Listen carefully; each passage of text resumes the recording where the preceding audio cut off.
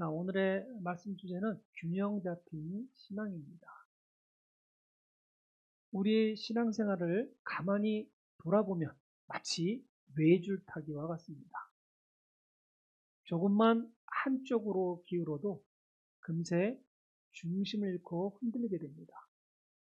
가장 쉽게 신앙이 깨질 때가 있습니다. 교회 안에서 이리저리 연결되어 있는 관계가 깨질 때입니다. 왜냐하면 관계가 깨어지면 아무리 은혜로운 예배를 드릴지라도 기쁨이 반쪽이 됩니다.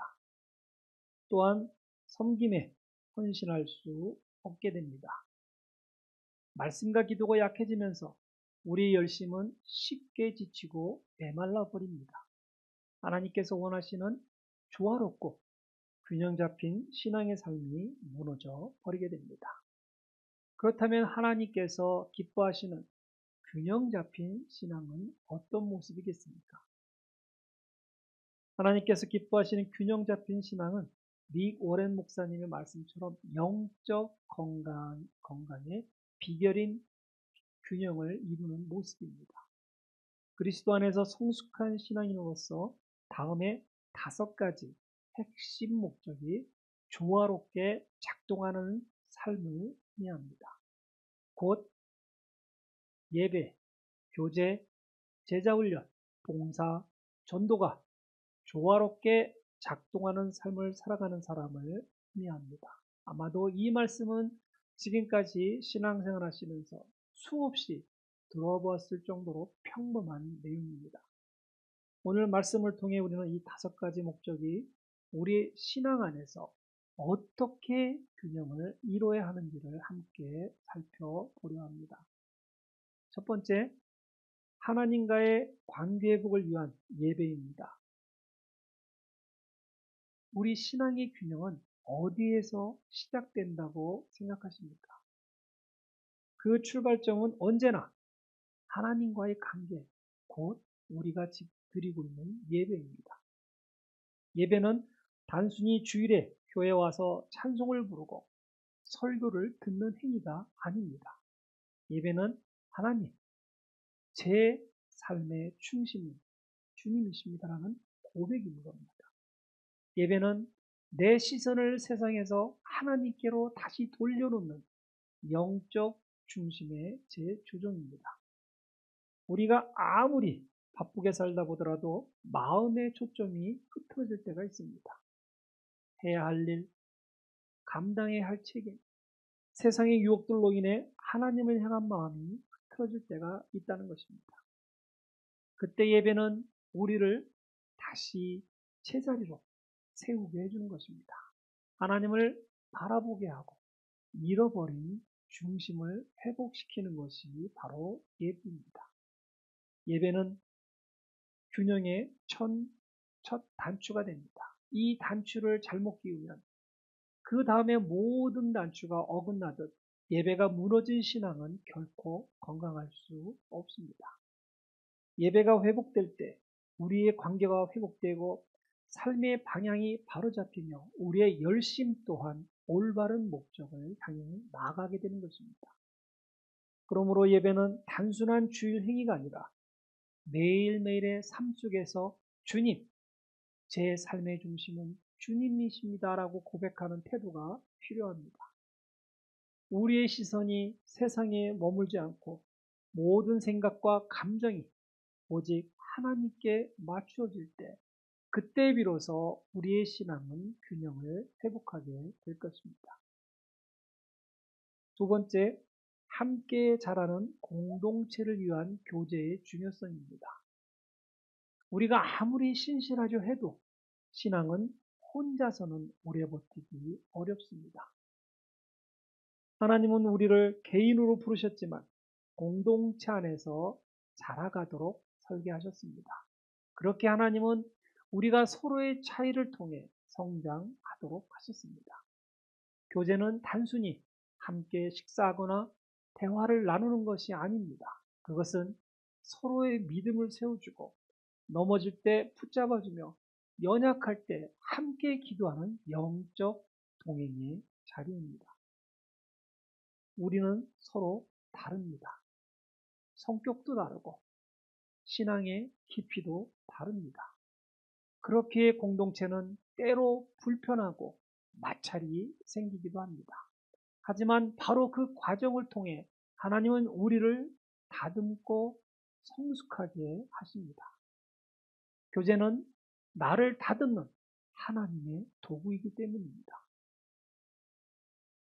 혼자 있을 때는 보이지 않던 내 마음의 모난 부분이 형제 자매와의 관계 속에서 드러나게 됩니다. 그 순간 하나님은 내가 너를 조금 더 사랑하게 만들고 있다고 말씀하시는 것입니다. 함께 믿음을 지키는 공동체가 있기에 우리는 흔들리지 않고 균형을 유지할 수 있는 것입니다. 강한 불이 타오르려면 장작들이 함께 있어야 하듯 믿음의 불꽃도 함께 모일 때 더 밝게 빛나는 것입니다. 교제는 우리의 신앙을 단단하게 붙잡는 줄이며 하나님께서 우리를 통해 이루시는 사랑의 통로가 되는 것입니다. 세 번째, 말씀으로 성장하는 제자훈련 참여입니다. 신앙의 성숙은 지식이 아니라 삶의 변화에서 나타납니다. 말씀이 삶으로 이어질 때 우리는 참된 제자가 될 수 있습니다. 하나님의 말씀은 머리로만 아는 진리가 아니라 우리의 마음과 행동을 새롭게 만드는 능력입니다. 마치 씨앗이 길가에 떨어져 뿌리 내리지 못하는 것처럼 행동으로 옮겨지지 않는 믿음은 자라지 못합니다. 그래서 제자훈련은 단지 배움의 과정이 아니라 말씀을 삶 속에 실천하는 훈련의 여정이 되는 것입니다. 하루하루 말씀으로 자신을 점검하고 기도로 하나님 앞에 마음을 비추며 내가 정말 예수님을 닮아가고 있는지를 확인해야 하는 것입니다. 예수님은 말씀을 듣고 행하는 자가 복이 있다 말씀하셨습니다. 예수님은 말씀을 그대로 순종하고 행하는 모습을 우리에게 보여주시려 이 땅에 오셨습니다. 훈련 없는 믿음은 근육 없는 몸과 같고 실천 없는 배움은 뿌리 없는 나무와 같습니다. 말씀을 배우되 머물지 말고 그 말씀을 따라 실천하는 제자가 되어야 하는 이유입니다. 하나님께서는 우리 각자를 그리스도의 제자로 세우기에 지금도 말씀을 통해 일하고 계십니다. 그분의 말씀에 귀 기울일 수 있는 성도가 되어야 하는 것입니다. 그리고 그 말씀을 오늘의 삶 속에서 적용할 수 있는 성도가 되도록 스스로 노력해야 합니다. 그때 우리의 신앙은 더 깊이 뿌리 내리고 참된 균형과 성숙으로 나아가게 될 것입니다. 네 번째, 받은 은혜를 누리기 위한 봉사활동 참여입니다. 균형 잡힌 신앙은 반드시 섬김의 삶으로 드러나게 되어 있습니다. 하나님께 주신 은혜는 다른 사람들에게 흘려보낼 때 완전해지게 되어 있습니다. 예수님께서 우리를 위해 자신을 내어주셨듯 그분을 따르는 제자 역시 받은 사랑을 나누며 살아야 하는 것입니다. 섬김 없는 신앙은 마치 흐르지 않는 강과 같습니다. 겉으로는 잔잔해 보여도 그 안에는 생명이 없다는 것입니다. 봉사는 하나님의 사랑을 세상에 증명하는 통로입니다. 우리가 손을 내밀 때 우리의 손은 예수님의 손이 되는 것이고 우리가 한 걸음을 내딜 때 우리의 발은 예수님의 발이 되는 것입니다. 봉사를 통해 우리는 예수님의 마음을 배우고 그분의 성품을 삶으로 닮아가게 되는 것입니다. 그리고 봉사는 나 자신을 비추는 거울이기도 합니다. 섬김의 자리에서 우리는 자신의 한계와 연약함을 보게 될 것이고 그때마다 주님 없이는 아무것도 할 수 없게 되는 깨닫게 되고 고백이 깊어지게 됩니다. 그래서 봉사는 겸손을 배우는 학교이며 하나님의 능력을 체험하는 자리가 되는 것입니다. 우리 모두는 하나님께 주신 은혜의 통로입니다. 우리의 손길을 통해 누군가가 하나님의 사랑을 느끼고 우리의 봉사를 통해 주님의 이름이 높음을 받는다면 그것이 바로 균형 잡힌 신앙의 열매가 될 것입니다. 다섯 번째로 세상 속의 사명을 위한 전도입니다. 균형 잡힌 신앙의 완성은 전도입니다. 신앙은 안에 머무를 때 약해지고 세상 속으로 흘러갈 때 완성이 됩니다. 전도는 우리가 받는 은혜를 세상에 증거하는 믿음의 열매입니다. 전도를 멀리할 때 우리는 세상을 향한 하나님의 사랑과 사명을 놓치게 되는 것입니다. 우리의 말과 행동을 통해 누군가가 하나님을 만나고 영혼이 회복되고 삶이 변화되는 기적을 우리 신앙인들은 경험하게 되어야 합니다. 전도는 결코 부담이나 선택이 아니라 하나님께서 우리에게 주신 사명이며 균형 잡힌 신앙의 최종 목적지입니다. 예수님께서 우리를 세상으로 보내신 이유는 분명합니다. 그분의 사랑을 나누고 그분의 영광을 나타내는 살아있는 증인이 되게 하려는 것입니다. 오늘 우리가 들은 다섯 가지 목적은 예배, 교제, 제자훈련, 봉사, 전도, 이 모든 것이 조화롭게 이루어질 때 우리의 삶은 하나님의 균형 잡힌 제자로 세워질 것입니다. 이제 우리 각자가 이 균형의 길 위에서 실천하는 믿음으로 하루하루 나아가기를 축복드립니다. 이제 우리가 배운 다섯 가지 목적, 예배, 교제, 제자훈련, 봉사, 전도를 우리 삶 속에서 실제로 균형 있게 점검하는 방법에 대하여 나누고자 합니다. 아마 주보에 간지로 영어와 한글로 나눠드렸을 겁니다. 보시고 말씀을 따라가셨으면 좋겠습니다. 첫 번째 방법은 영적 점검표를 만드는 것입니다. 이 점검표는 결코 복잡하거나 어려운 것이 아닙니다. 단순히 한 주 동안 다섯 가지 목적 중 어느 부분에 치우쳤는지 또 어느 부분이 부족했는지를 기록하고 돌아보는 것입니다. 예를 들어 일주일을 돌아보며 이렇게 기록해 보십시오. 첫 번째 방법으로 예배 중 이번 주 내 마음이 하나님께 집중되었던 시간은 얼마나 있었는가? 나는 교제를 통해 신앙 공동체 안에서 서로 격려하고 나눈 시간이 있었는가? 내가 제자훈련에 관한 말씀을 읽고 삶으로 적용하려 노력해 왔는가? 나는 봉사를 통해 다른 사람을 섬기고 도와준 경험이 있었는가? 내가 전도의 마음을 품고 하나님께서 주신 사랑을 누군가와 나눈 순간이 있었는가를 기록해 보는 겁니다.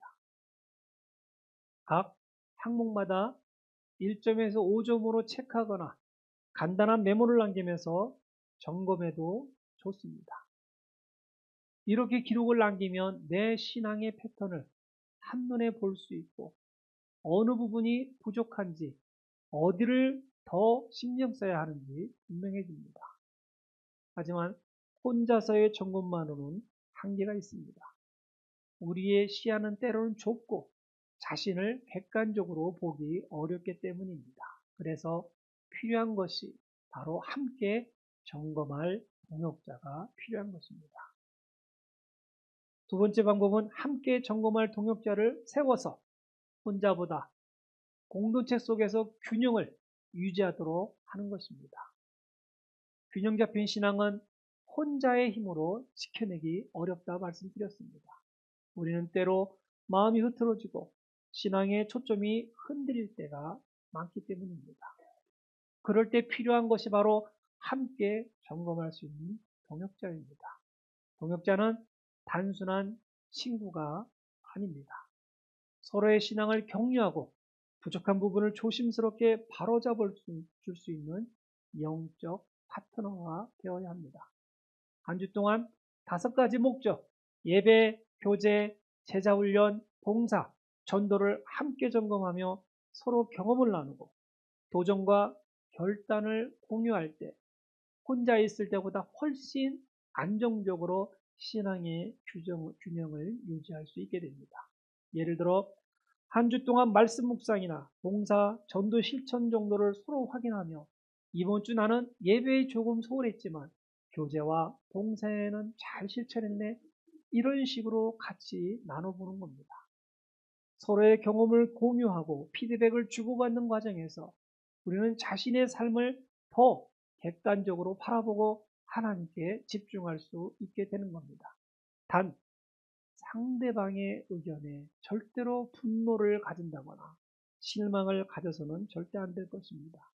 이는 서로를 보완하기 위한 것이지 서로를 평가하기 위한 것이 아니기 때문입니다. 오늘 이 자리에서 한 명의 영적 동역자를 마음에 떠올리신다면 그분과 함께 경험을 공유해 보시기 바랍니다.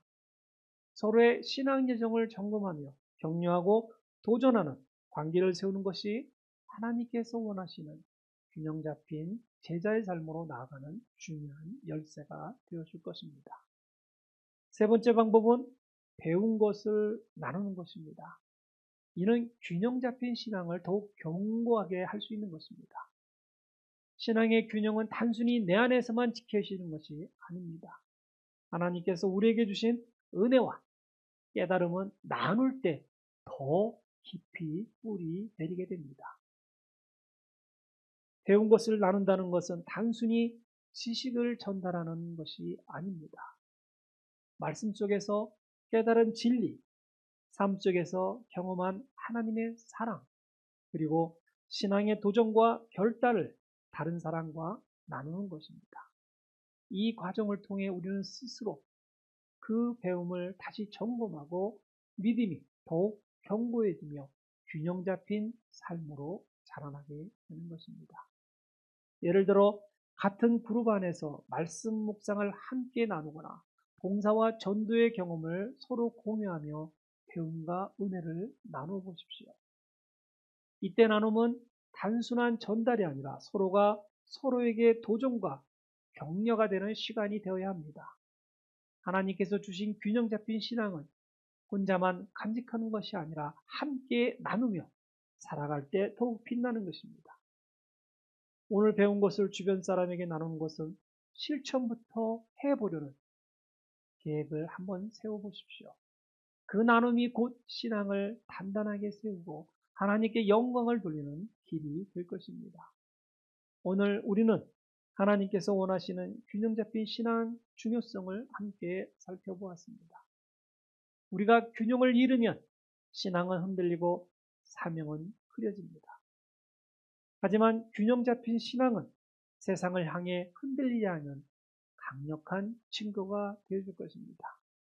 흔들리지 않는 믿음, 담대한 실천, 세상을 향한 사랑, 이 모든 것이 하나님께 영광을 돌리는 제자의 삶이 될 것입니다.